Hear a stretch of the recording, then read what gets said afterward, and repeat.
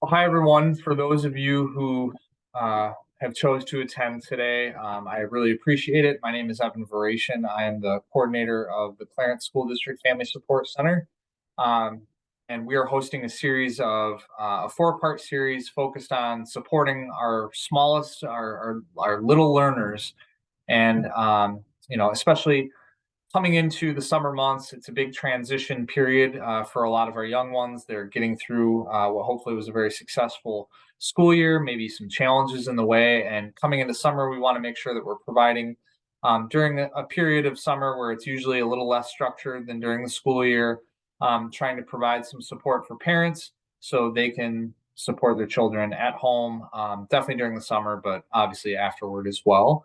Our Family Support Center can support anyone if you live in the Clarence School District boundaries. So, anybody who obviously has children in the district, but even if you don't, if you have a neighbor who's 70, maybe lost their spouse or is looking to support maybe their nephews or grandchildren, they can certainly come to us for support as well. And this event is open to anybody. So, for those of you who are coming outside of Clarence, we thank you for being here tonight. So tonight we're going to focus on promoting mental health and well-being in young children. And we have Krista and Kelly from BestSelf Behavioral Health with us. So I'm going to let them take it away. Okay, so yes, like what Evan said, promoting mental health and well-being in young children is our topic for this evening. So thanks for being here with us tonight. We plan to outline some ways that you can support positive mental health and the social emotional development in your young child, as well as some concerns that we may see in our clinics that may warrant a referral for some type of additional support. Okay.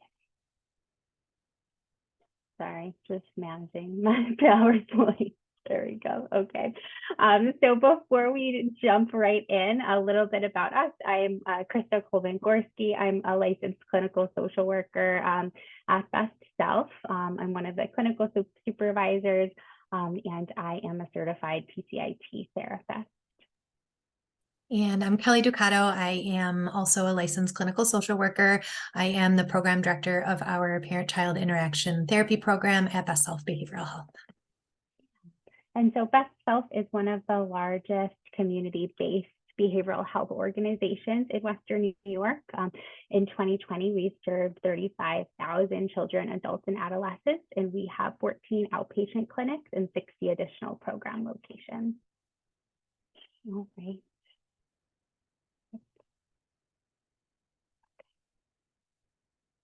So we're going to really just jump right in, and we're going to start with one of the first things that we can do as parents to promote mental health and wellness. And one of those first things is that we can consider our child's perspective.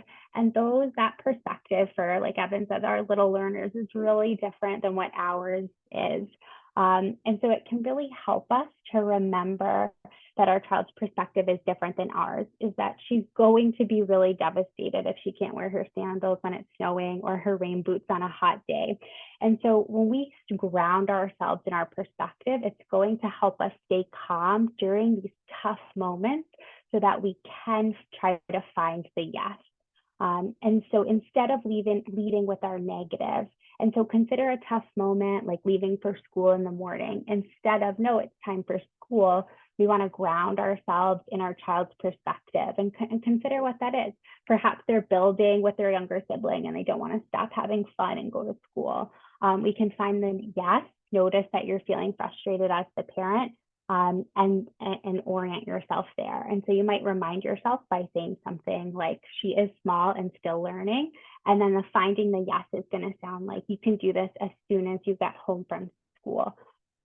So that is one strategy to support that social emotional development. The next strategy is really celebrating your child's strengths.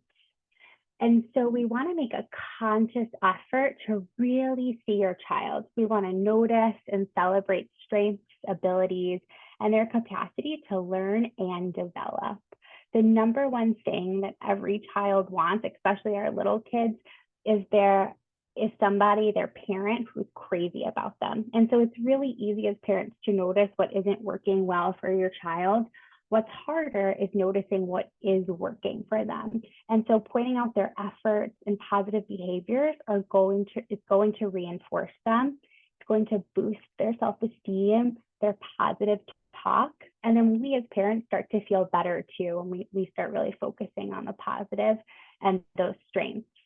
Again, our brains can be so wired to focus on the negative, and so we can be really intentional by celebrating your child's strengths. And one way that we can do that is through some really specific labeled praises. And so that's going to sound like, thank you for being so gentle when you touched my face. Look at that, you're all dressed and ready to go. You're smiling and you're having fun playing with those cars. Or even something like, thanks for turning your voice down. I feel much more relaxed now. So celebrating a strength. Okay, the next way that we can support our little learners' social emotional health is through connection. And it's so easy to get distracted by the daily grind of parenting. We have dishes and laundry and nap transitions, and that's what I'm going through right now. I transition from one activity to the next. And so remember, we want to pause and make eye contact when we're buckling our little one into their car seat. We want to offer really big smiles when he wants to show you something, and offer close cuddles when we're reading a book. This is the magic and the connection that we can make a little bit of space for in the everyday grind of our routines. And so when we are connecting, it's going to give us the opportunity to collaborate and follow through. And connection really helps us to follow through. So our little kids, they're not going to come home and say, Mom, I had a really hard day at school. Can we talk? Instead, your little child wants to play with you. And so that parent-child relationship through play is so important, and paying attention to that and connecting with it and being present is going to support your young child in their social emotional well-being and development. So taking those 5 to 10 minutes each day to connect positively, really the research tells us that that does help to end power struggles, to tame tantrums, and help us to focus positively on our relationship. On days that we don't have the energy to do something really exciting, could consider a low energy activity like puzzles on the couch or some type of sensory play. You know, we build trust with our little kids when we follow through and hold limits for them. And so we want to validate feelings that can come up during these times. So when we say something, like maybe we're doing connecting and we're reading 2 books at bedtime. So when we say 2 books at bedtime, we really want to mean 2 books at bedtime. This teaches our little kids that they can relax. They know that the rules don't keep changing. So when we say it's okay to feel disappointed when we aren't reading more books, our kids also learn that it's okay to set boundaries even when others feel disappointed. So you know, we build trust when we hold limits and validate feelings that come up for our kids. You know, connecting helps our little kids also to solve their own problems. We play such a big role as parents in helping our kids access their resilience and their own independence. And so when we're connecting, we also can collaborate on finding out maybe what's not working. So instead of, you know, problem solving with them to write themselves a note to remember to bring their homework in, collaborating and connecting might sound something more like, I remember having a hard time too with bringing my homework in each day. There must be another way to make remembering easier. Let's brainstorm together. And so it's going to be more of that connection, that collaboration, and then that follow through. You're still attending to that behavior that you want to see more of, which is returning their homework to school, but how you're going about it is grounded in that connection. When we're connecting with our little kids, it also gives them the message that all of their feelings are manageable. And a way to help us to be present and lead with that connection and relationship is through mindfulness. So as mindful parents, we can be curious and open to understanding what our kids are feeling and experiencing. Mindfulness is paying attention in a particular way on the purpose in the present moment, non-judgmentally. What is happening around us, what's happening inside of us, what are we doing, and how are we feeling? Research tells us that when parents practice mindfulness, they're better able to be responsive to their children. It also helps us to respond with patience rather than react out of frustration and anger. Okay, so our next element is going to be being curious and respond with sensitivity. So we want to respond with interest and sensitivity to our child's cues. We know that every little kid is going to communicate their needs differently. So taking the time to watch and learn your child's cues and communication tells them that they're important and cherished. And so, for example, your baby might let you know that he needs a break by turning away. Your toddler may let you know that the mall has too much stimulation by having a tantrum in the food court. Responding as sensitively as you possibly can in these moments are going to ensure your little one gets what he needs from you. That's really going to support our kids in staying in control. Pre-regulation, I love the idea of this. You know, our young kids model every single thing that we do, both positive and negative. So if we can anticipate feelings ahead of time, anticipate their needs ahead of time, maybe we know that our young child struggles with the transition from playing outside to dinner time. So we can kind of prep that pre-regulation by rehearsing with them taking deep breaths before we actually ask them to come inside for dinner time. We really want to model what that coping skill could look like before we just expect them to do it themselves. And again, we're going to validate all of those big feelings that come up because they are little and they need our help and our support to get through it. So in that same space, emotional validation, you know, when our kids scrape their knee or they're frustrated over a bad grade and burst into tears, really our first instinct as parents is often to fix and reassure them that they're okay, don't cry. And, you know, our intention here, and lots of parents I've worked with, their intention is to comfort and make them feel okay. But really remember, it's not up for us to decide if our kids are okay. Our job is to support them through what they are feeling and show them that they can handle these big feelings too. And that's what our presence can do for them. And so even with the best intentions, even with good intentions, when we say don't cry, we're really teaching and modeling that the first thought that our little kids should have when they cry is don't. And that they're alone or isolated in these feelings. So we can instead really start to shift our language from it's okay, mom is here. It's okay, I'm here. We then really communicate, right, that our connection is unconditional. It's not contingent on a specific feeling or behavior. It's no matter what. And they don't need to hide their true feelings from us. So when we start to shift our language, we're going to start to shift our behaviors. We're also helping our little kids to build coping skills on managing these hard things too. So, right, we're orienting to our child's perspective. We're being present in what their needs are in the moment to help them change from that automatic thought of you're okay. What can be really helpful for us as parents is to give ourselves permission to take a moment to be able to decide how we want to respond. I really love starting with taking a breath myself and responding with mommy is here. It's going to give me more time to decide with what I want to say next. So instead of saying you're okay, don't cry, you know, try something different. Try it like you fell down, ouch. You could try I'm right here with you. You are safe. You can try, would you like me to pick you up? You can try, mommy is here to help. That felt sad. Instead of you're okay, don't cry. That was surprising, wasn't it? You're okay. Instead of you're okay, don't cry, we can try, this is scary. I believe you.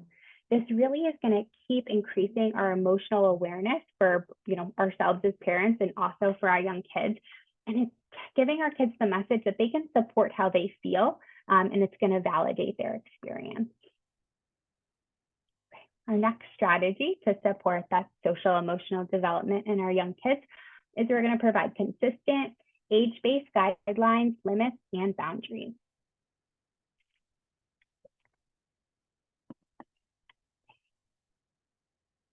All right, so nurture and structure. We have predictable routines and helping with big feelings. And so parenting is such a combination between nurture and structure. All children need guidance and support on how to behave. And so maintaining those predictable, consistent routines and setting kind, firm limits can really, really help. Our children, especially our young children, are more likely to cooperate with our guidance when they know what to expect. And so being consistent is so critical in working with our little guys. We may need to prep them for transitions or for different appointments. Prepping might sound something like, in 2 sleeps, we go to the doctor. And then the next day, in 1 sleep, we go to the doctor. And that next day, you're prepping by playing pretend play with a doctor set. Right? We know that can be stressor for our young kids. The other thing about being predictable is we really want to say what we mean and mean what we say. When we start to do this, our kids know that they can trust what we're going to say and they're going to relax. Having predictable routines is also does really support our kids in being flexible when they need to as well. The other space that we want to think about is how we can support with big emotions. Young kids experience so many of the same emotions that us as adults do. A major difference, though, is young children, particularly lately, from birth to 5-ish, they lack that self-control and those language skills to be able to express their big feelings in ways that adults find acceptable. And so they need their caregivers' help to learn about feelings and how to manage those feelings. And so we as parents, we want to label and talk about feelings, what we're feeling, what we see them doing. We want to read books on feelings, and we want to do a lot of that pre-regulation. We can anticipate what might cause a big feeling. We can practice that coping skill ahead of time with your young child. Really going to support helping with big emotions. We also want to set limits, right? We mean what we say what we mean. That is so important when we're parenting our young kids. When we're setting limits, we want to be really clear and consistent. We want to be calm, and we want to just, state what that limit is. So, this example on the screen is talking about putting the screen away for dinner time, for instance. And so we're going to state that limit clearly. We put screens away at dinner time. You can tell them what they can do. So, right, we're shifting to their perspective. We want to find what that yes could be. You can use your tablet as soon as dinner is over. There's that yes. And then we're going to follow through with action if necessary, and we can validate those feelings that come up. I know it's hard to focus on dinner while your tablet is on. I'm going to put it away from now, and we can accept and acknowledge any feeling. I hear you. You're feeling disappointed. That feeling is welcome here. Now, this sounds really nice, and so if you're trying this or doing something like this at home, there might be more tears or crying or pushback. What's really important is being consistent when you're setting clear limits and feeling okay to manage some of those negative feelings that might come up for your child. Know that accepting and acknowledging that is really helpful and important. So we're going to hold that boundary. So putting the tablet away and allowing for any feeling that comes up. We could offer some support, like sounding like it's hard to wait sometimes for your tablet. I hear you, you're feeling bummed. We also, we want to allow for the feeling, and we want to just be careful not to wallow in that feeling either. And so I hear you, you're feeling bummed. You want that tablet, and then you're really going to redirect back onto what that activity is that you're trying to engage your child in. Is it dinner time? Can you start pulling the attention to the plate in front of them? And so that's something I want to just, caution everyone around too, is we don't want to wallow in any of these feelings either. The other thing here when we're holding boundaries is that young kids are never going to choose to give their parents a break.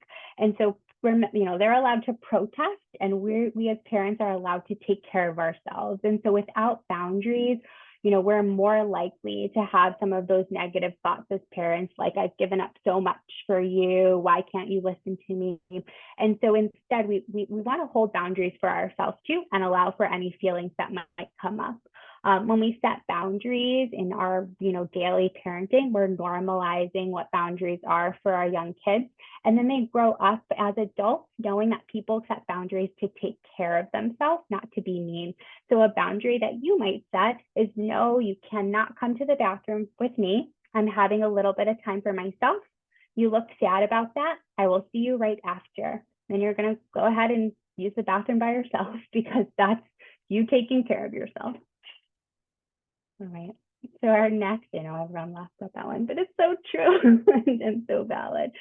And so, we want to regulate ourselves before responding. We've talked a little bit already about how our kids model everything we're doing, both positive and negative. So if our reaction to manage behavior is yelling, that is really what our young child is going to pick up on. So it's so important that during times of tantrums and meltdowns, these are unavoidable when we're parenting young children. They are developmentally normal, they're appropriate. And so, we know that. And so how do we cope with knowing that behavior? Well, we want to regulate ourselves before responding. Our young kids crave a sturdy leader to help them through these big behaviors, these big feelings. And so to be a sturdy leader, to be a sturdy parent, that really starts with slowing yourself down. And so we want to recognize and regulate our own feelings and behaviors before responding to our children. Young kids are naturally driven by big, strong emotions. And so we do better as parents and role models when we take deep breaths and calm ourselves first before responding to their behavior. It helps us to slow down. And, we can remind ourselves, my kid is good, they're just having a hard time. We can't control our kids' own behavior. We can only control our own and our own response. So when feelings run high, you also can name what's happening. Children look to their grown-up to help them make sense of their experience and often the overwhelming world around them. Sometimes we're not really sure what to say if our kids have big feelings. So when in doubt, I want you to just name what's happening. So if it's raining and feelings are running high, you might just say, Mom's really disappointed that we were supposed to go to the beach today and it's raining outside, and it feels really disappointing. It's really also important here to wait for everyone to be calm and the moment to pass before teaching an alternate coping skill. So we can name what's happening in the moment. And then the other thing I like, you don't have to do, you just have to be. Those feelings are going to pass. And maybe we yelled, or maybe something happened that we're not proud of as parents. And so the other way that you can support your child's mental health and wellness is repair. Missteps are a part of raising our young kids. And so repair is going to look differently in every parent-child relationship. If we don't repair after conflict, we risk it leaves our kids to decide how we're feeling. And we don't want that.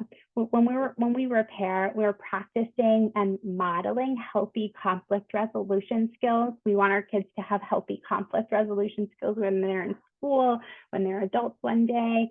It also allows us an opportunity to repair our relationship with our child and shows our kids how to respond when they have made a mistake. We might decide that we offer an apology to them, so that, when we offer an apology, that comes with taking responsibility for our actions. When we repair, it teaches our kids, our young kids particularly, that they're not responsible for other people's feelings or behaviors. When we repair, it's really giving them a nice script, a way to then manage their relationships with their teachers and their peers and other families and friends. Again, you're reinforcing when you're doing a repair that your love is unconditional and it's not contingent on a feeling or behavior of your own kid. So a repair might sound like, I apologize for yelling. That isn't how I wanted to talk to you. Let's start over. For a really young kid, it might sound like, Mommy is so sorry she raised her voice. I'm working on finding my calm voice. I felt another way. I felt frustrated before. Sometimes I get frustrated, and that's okay, but it wasn't okay for me to yell at you. I'm sorry. And so in the other part here that I like to mention is it's okay to start over mid-discipline. So maybe you do start to yell, and then you have a cue in your mind, oh, I really wanted, I don't like how I said that, or I'm not calm enough right now. It's okay to just stop and pause and go, or decide to go back to your child after a tough moment. Okay, so another way to support your child's social and emotional health is balancing needs. And so really that means parent self-care is so critical for our young children particularly. We can't show up for our young kids if we don't take care of ourselves. So some ways to do that could just be through parenting affirmations. So some examples of this might sound like, my child's grades are not an indication of my parenting skills. I'm grateful to be able to provide what my child needs, and I can view mistakes as opportunities to learn and grow. So those are some examples of parenting affirmation. You know, the protective ring, it's really, again, we can't show up for our kids if we don't take care of ourselves. So you might decide some type of activity or time for yourself. You're protecting that. And so taking that moment by moment and putting a ring around that challenging time may allow you to create a little more space to deal with that current circumstance or current season. Putting a ring on it is a parenting coping skill that can help us give permission to do more of some things, less of other things, and more importantly, to ask others for help. And then finding that self-compassion, practicing being really gentle with ourselves, letting go of labels, and not categorizing as something bad or good, really trying to use some more nuanced language. And so instead of, I'm bad because I lose my patience quickly, can be, I lost my temper today, and it reminded me that I need to rest more so I can be there for myself and my kids. In that same way, seeking support. And so we might need support for ourselves. It's important when we're parenting our young kids that we learn to recognize our own cues that maybe we need support. We want to identify our go-to people, places, and activities, and reach out to natural supports or professional resources if necessary. Every parent is going to run into some type of challenging child rearing issue. Children need so much, especially our little ones, from their adults, and parents are pulled into so many different directions. So don't shy away from asking for help from family, friends. Every parent deserves support. So there's support for yourself, but then there's also, how do I know if my young child needs support? And so I wanted to acknowledge here, and that what we know is that since COVID-19, many kids are experiencing heightened stress and anxiety from that transition, right? They were living in an uncertain environment for 2 years, maybe even more. And so it makes a lot of sense that we're seeing more of these increased symptoms. They weren't in school, then it was remote school, then it wasn't school. And so not having that structure and consistency, we're seeing a lot more of that stress and anxiety. So I just want to acknowledge that is really just happening. And so some concerns that, you know, we see in the clinic that, or you might see at home that may make you think, maybe, you know, I need to figure out what's going on for my little one, or something's happened. So withdrawing from their friends or loved ones, maybe there's a lot of interpersonal conflict with you, your partner, or even in school with their peers.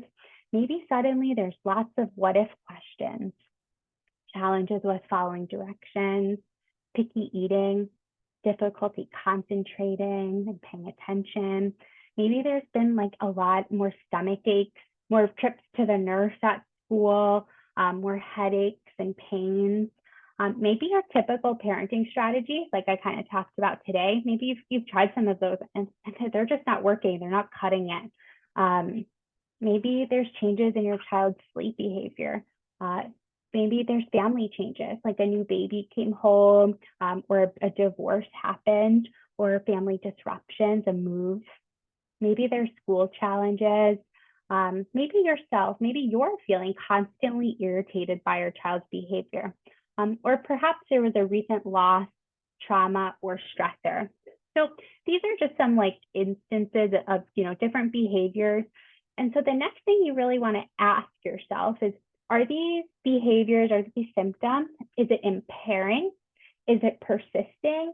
And is it interfering? And so if, maybe a behavior that I shared, you're connecting with and you're saying yes to this idea of being impairing, persisting, and interfering, that's a pretty, I would encourage somebody at that point to, talk to their pediatrician and, look up to the next slide.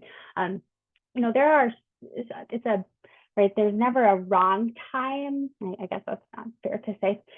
I think the question is, when should I get support for my child? And so getting help, there's a number of situations and symptoms that make deciding whether to wait or not fairly straightforward.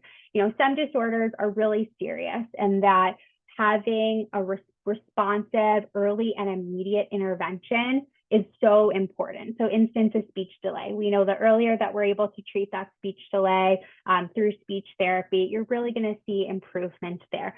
Same thing with like your autism spectrum disorder, or if there's an eating disorder present, it's really important. That literally can save a young child's life. Or if we have a family history of a certain psychiatric illness, parents, we as parents want to be more naturally attuned to some of those specific symptoms. But then there's other life events, or there's other symptoms like I covered on the last slide that may cause a change in your child's functioning, but it might not necessarily mean that you need to seek mental health support. Sometimes you may decide you want to wait and watch. And so doing something doesn't need to be doing a lot. So really waiting and watching, or talking with Evan over at the Clarence Support Center, that is doing something. It doesn't mean that you're signing up for lifelong therapy. It just means I'm concerned about my child's attention span, and I'm hoping that we could monitor how my little one is doing here. And so if you're concerned where to go, who to talk to, your pediatrician is a great support. You have your Clarence Family Support Center, your child's teacher, you're the school social worker that I hope, Evan, that the Clarence elementary schools have. And, calling your insurance is also a great way, something else to think about too. And so, above all, I don't want anyone to worry about making an appointment. Good therapy, good treatment is never going to be harmful. I think what can be nuanced sometimes is, deciding whether or not we seek services, or the type of services that we want to as well. So let's say you do decide to seek services because you're concerned with a recent stressor that your young child experienced, and it's impairing, it is persisting, and it's interfering. Some of the things that you're going to expect when you're seeking services is there should be a specific goal that you're working on in treatment. You want to ask questions about, what the research supports the use of the treatment that your therapist is proposing. Is the treatment that they're proposing evidence-based? You also should feel comfortable with the therapist that you're working with. And parents should be involved in the therapy. Behavioral treatments can be really effective for our young kids, and evidence really shows us that they are most effective when parents are in an active role in helping their young kid get better. So the therapist that you're working with should be enlisting your help to continue these treatment goals outside of sessions in the office. And next week, Kelly and Courtney will be talking about one of our evidence-based practices at BestSelf that specifically focuses on young children and their parents. Okay, and so the elements that we talked about this evening connect and ground us in building resilience and well-being in our kids. Resilience is the ability to cope with stress caused by challenging situations. And Dr. Ann Maskin, a leading researcher, describes this as ordinary magic. And so resilience does not come from rare and special qualities, but it really comes from the everyday magic of ordinary, normative human resources in the minds, brains, and bodies of children, in their families and relationships, and in their communities.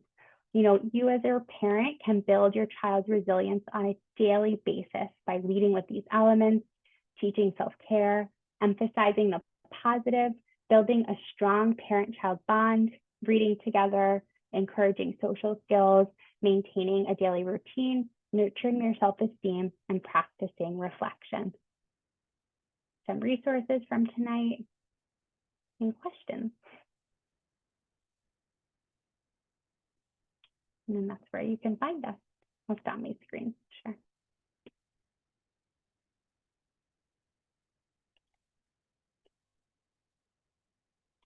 So I have a few questions, but we can open it up. If anyone else has questions, feel free to interrupt me and chime in. I guess one question I would have too is thinking about, some of the things that we've been seeing with our younger students is how do we balance expectations, or what recommendation would you have to parents balancing expectations at school and kind of those academic expectations with making sure that it's not having a negative impact on their mental health while still balancing that with teaching resilience. So how do we make sure that we're setting realistic expectations for where our kids at academically in comparison to their mental health? And how do we make sure that we're communicating those expectations maybe to the school staff? If that makes sense.